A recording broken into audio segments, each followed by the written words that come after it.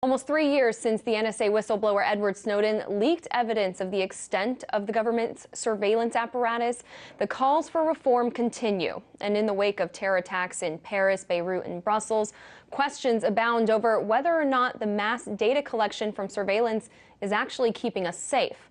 RT's Manuel Rapalo explains. According to one former NSA officer turned whistleblower, William Binney, the very size of America's surveillance programs are making intelligence gathering more difficult and possibly even hampering national security efforts in thwarting terror events.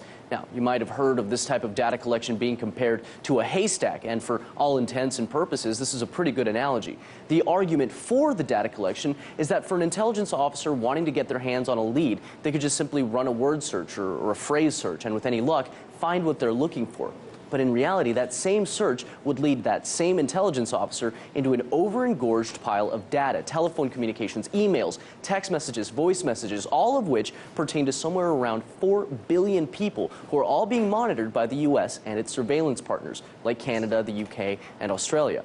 According to Binney, there's simply too much information to sift through. At a recent event in New York City, the former intelligence officer added that, quote, "That's why they couldn't stop the Boston bombing or the Paris shootings, because the data was all there. The NSA is great at going back over it forensically for years to see what they were doing before that, but that doesn't stop it."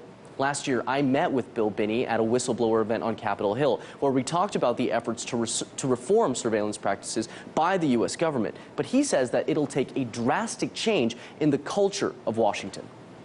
In fact, they're making their own laws. That's part of the problem.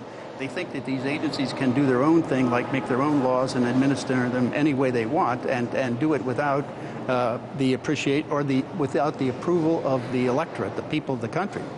You know, and as long as they keep trying to operate that way, thinking they're above the law and also above the Constitution, that we're going to have a messed up government. I mean, and until that gets straightened out, and I think whistleblowers played an integral part in at least starting to understand what those issues really are.